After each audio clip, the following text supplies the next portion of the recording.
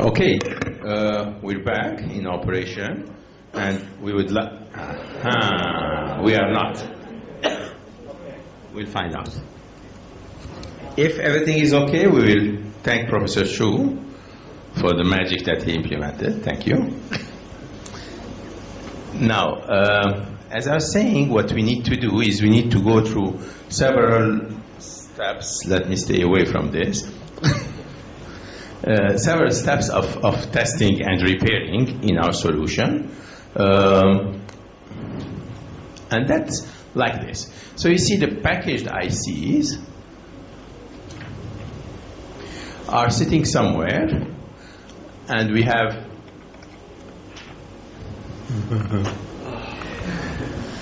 it's being emailed to you, so you should receive it by now.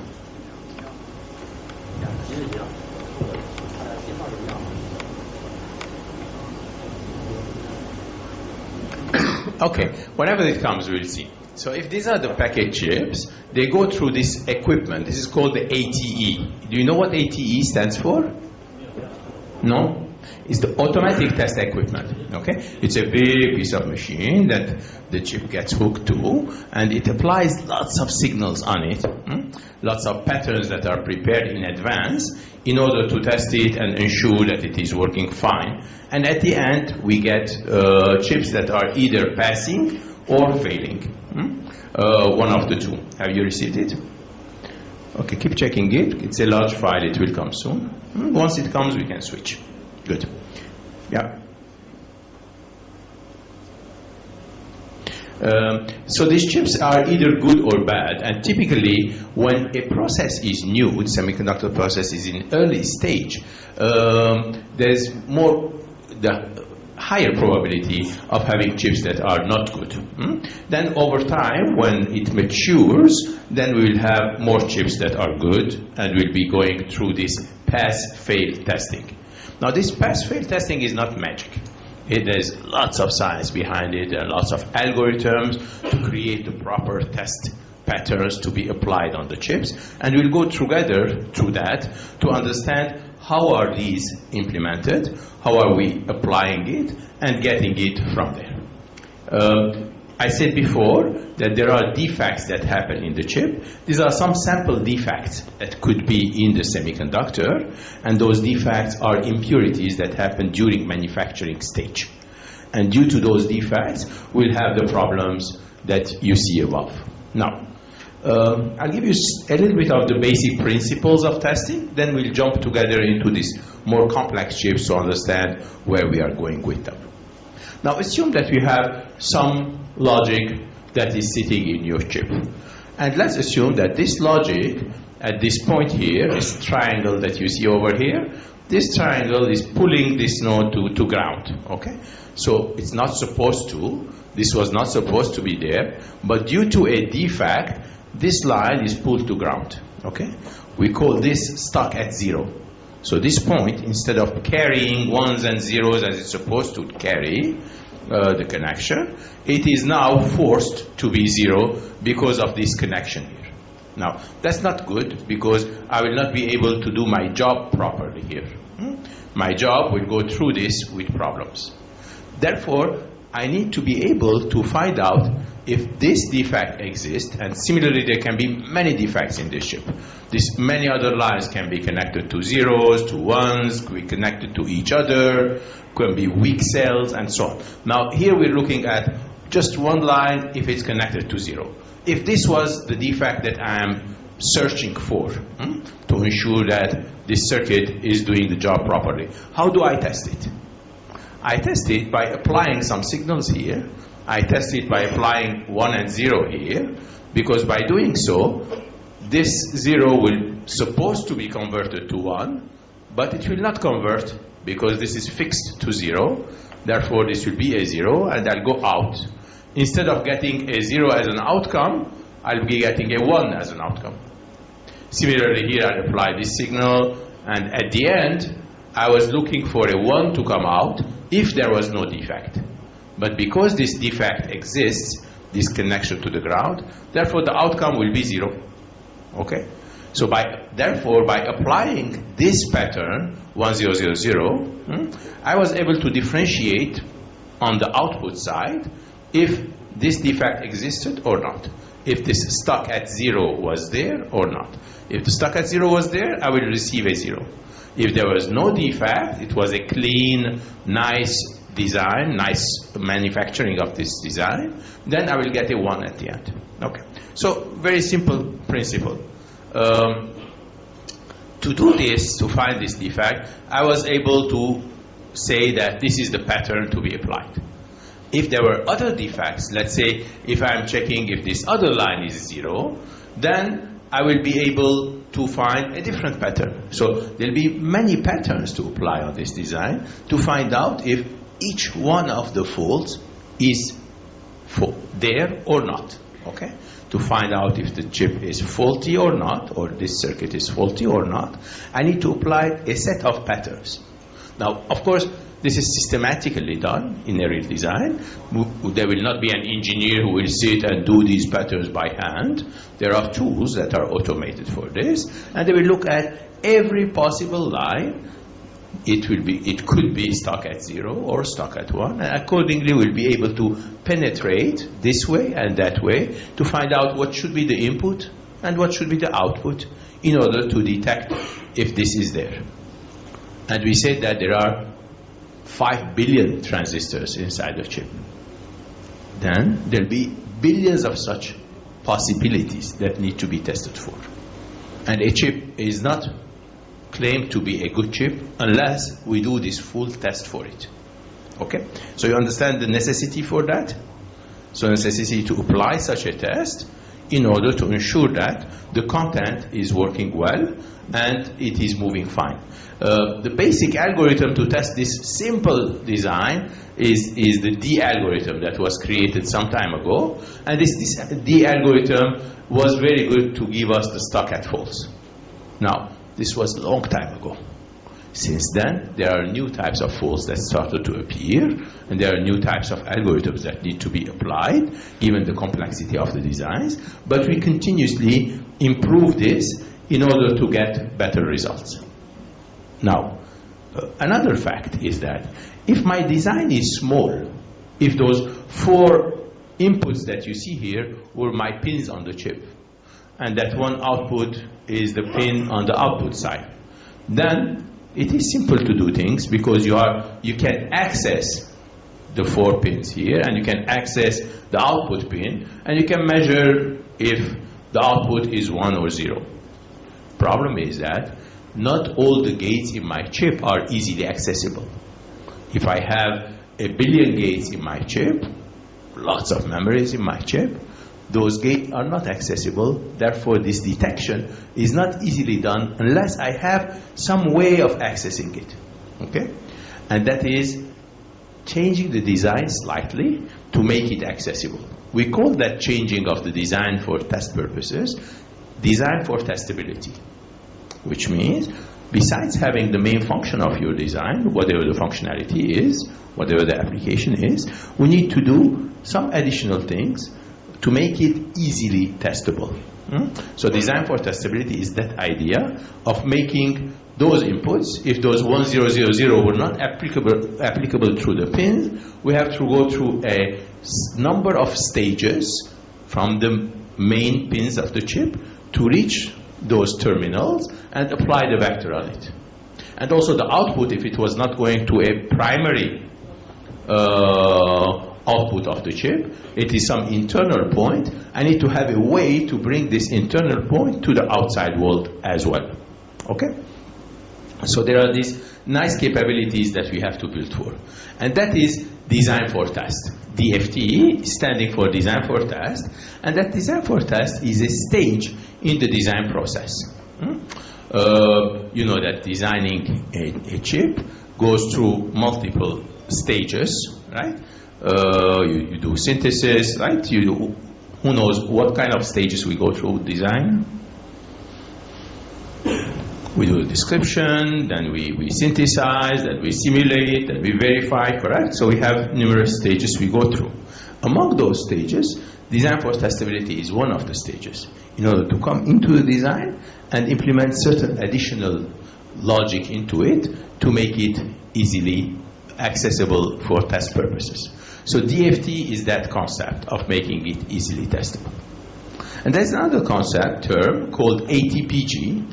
ATPG is this other piece of automation, if you want, and of course we have tools that do these jobs. We have tools that do the design for testability, and we have software tools that will help us do ATPG.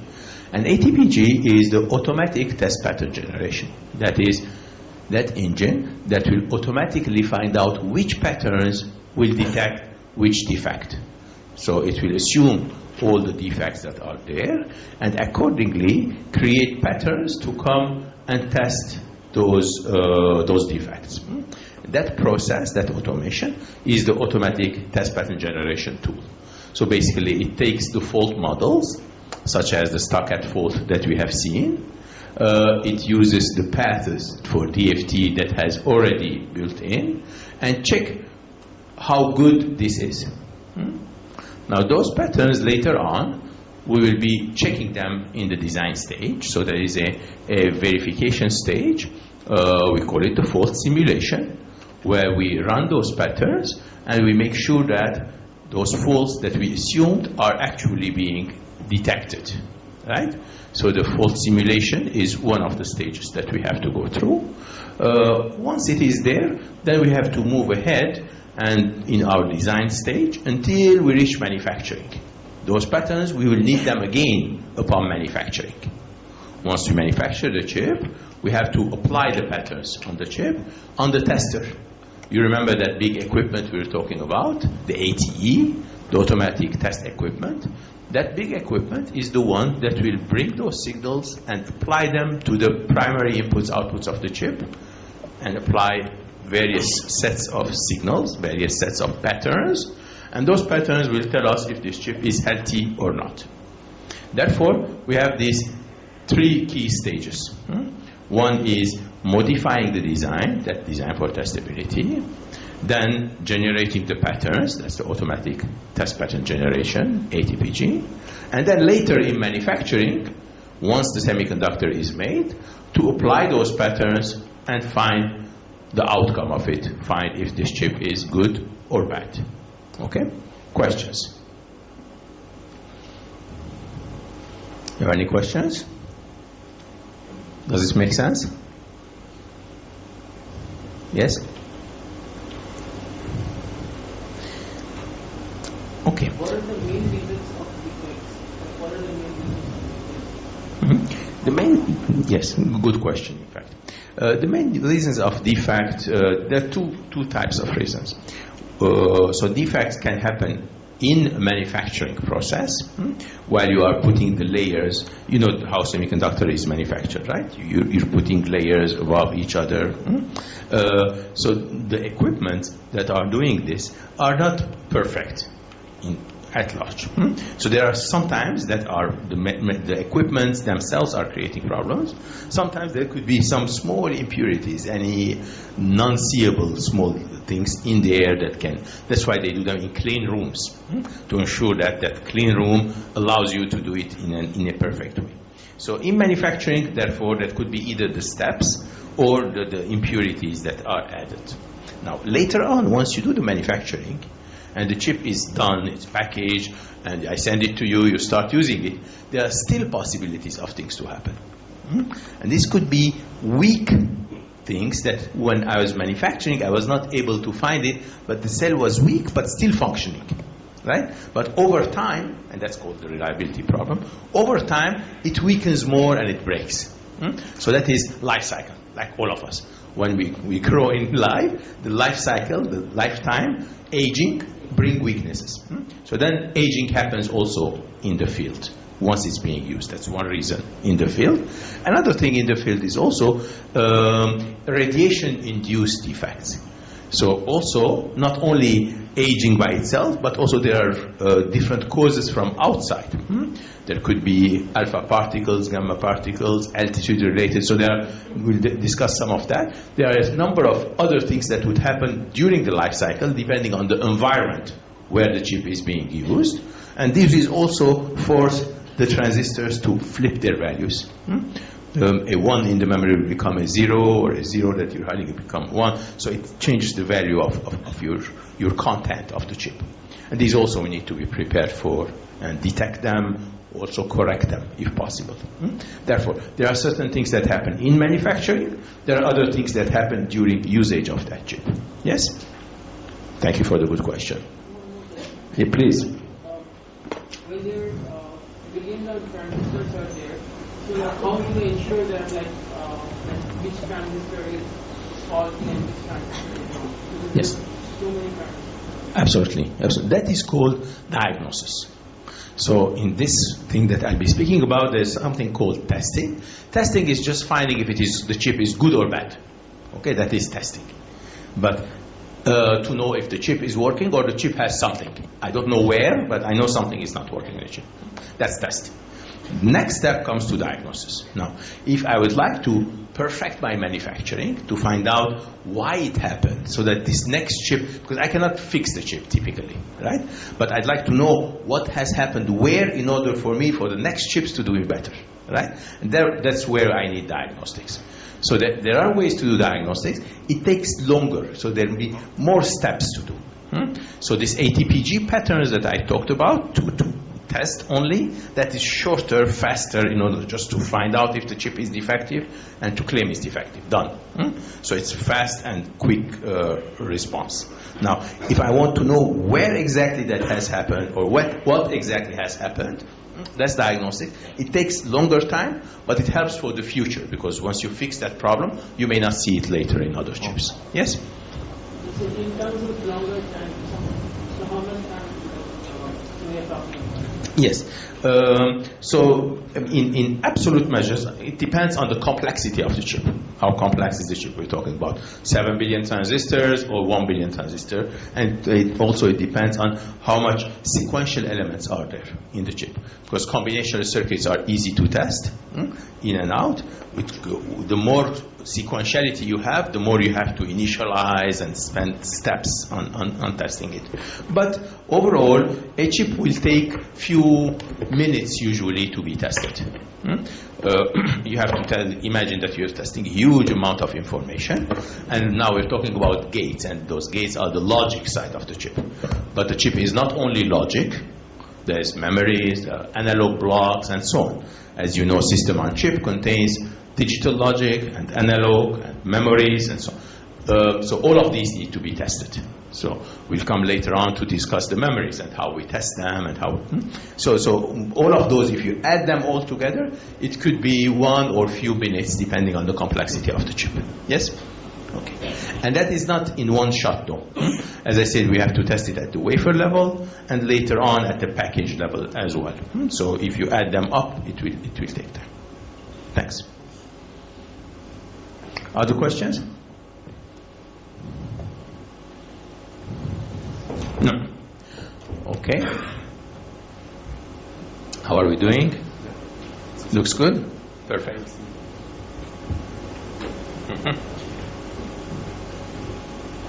Okay. Hopefully we'll be doing much better now.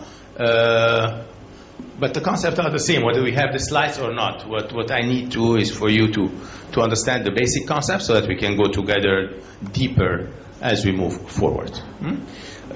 What's your name? Neil. Neil. Okay. So what Neil asked for is this third bullet item, diagnostics. And diagnostics is exactly finding out where things are. So that is root cause analysis somehow. Whereas prior to that, it was just finding if the chip is good or bad. Here you have, so you're looking at the goodness of the chip, right? What Neo is asking for is how can I find out more about that in order to be able to ramp my volume faster and also analyze the yield. Now, yield, we'll come back to this later on as well. But do you happen to know what yield means in semiconductor domain? Have you heard about yield? No? Okay, so yield is a percentage. Is a percentage of good chip versus total number of chips. If today I am manufacturing 5 million chips, right? And some of them are bad, some of them are good. If I say that the yield is 90%, it means 90% of the chips that I manufactured today were defect-free, no defects. But 10% have some defects in them. So the quality of manufacturing, whether I'm at Intel, at Samsung, or TSMC, they all measure the yield. And for new technologies, if I'm manufacturing today 7 nanometer, right? 7 nanometer is new or old? New. So 7 nanometer will have lower yields. If I'm manufacturing 90 nanometer, I will have close to 100% yield probably. Right? So the yield depends on how mature the technology node is and how well I know how to ensure that quality. Yes?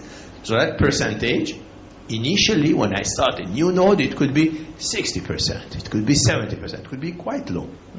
Then it goes up and continues going up, right? Until it is very mature, it's stable. Make sense?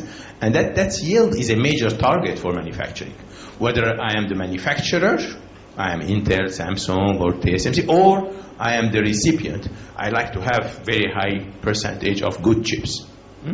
Therefore, that yield is a way of measuring the quality of manufacturing. Yes? And this testing and diagnosing will help me improve that yield. Right? So the more I diagnose, the more I find where are the defects, how can I fix this step of manufacturing, and so on, the more my yield, that percentage of good chips, would go up. Okay? Very good.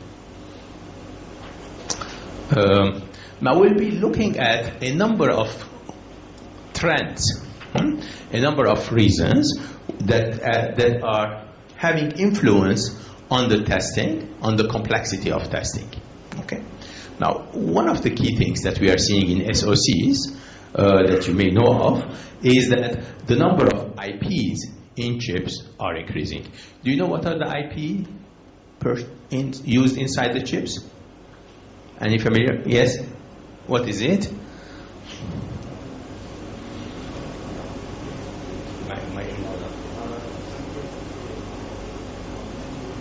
Yes. Yeah. So some DSPs, memory, some processors, and so on. Correct. We're talking about 7 billion transistors, right?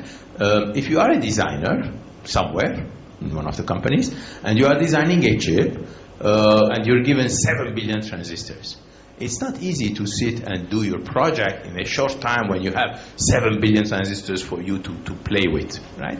Instead, you use building blocks. At some point, those building blocks were small, were the gates. So you put an OR gate and an AND gate and this gate and that gate, and you create a functionality. That was fine when the chips were still small amount of transistors. As the amount of transistors available to you went up, the building blocks themselves became more and more complex. Then the building block became an adder, a multiplier. So the next level complexity. Today's chips do have building blocks that are even higher, such as a processing engine, a GPU, a CPU, a memory, an SRAM, a flash memory, a content addressable memory, and a full analog box. And so you have boxes that are more complex. Each one of them have a million transistors, 2 million transistors in them. So they are larger blocks. So you obtain the design of those blocks, IP blocks we call them. So these are the IPs, intellectual property blocks, that they function in a certain way that you need. And you put those boxes together and create your own functionality of the chip. So a chip design, therefore, is not anymore doing gates and transistors. It is more bringing in IP blocks that are complex enough that allow you to build a functionality. Now, the use of such IP blocks is increasing continuously. The more the chips are larger, more complex, the more we are advancing the nodes, the more number of IPs we see per chip. So this graph, for instance, is showing you that when we were back at the time when we had 65 nanometer chips, 10 years ago maybe, we had on the average about 145 IP blocks per chip. Memories, DSPs, processors. When we became 40 nanometer, it became this much on the average. And 20 nanometer, it became this much. And today with 16 nanometer and more, it keeps increasing. The important thing to look at this is that it's almost doubling. So the usage of IP is going hand in hand with Moore's law. If Moore's law gives me double amount of transistors per chip, typically we're seeing doubling the number of IPs that I'm using per chip as well. And this will continuously go up, and this will be considered as a problem later on when we speak about testing. So when I'm going to test my chip, I will see that the more IPs there are, the more I need to have access to those IPs. Because they'll be embedded inside. In the middle of the chip, there is this DSP. How can I reach it? How can I test it? Where there are so many other IPs around it.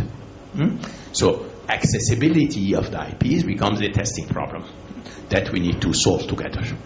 So the increase in number of IPs, doubling them from one generation to the other, is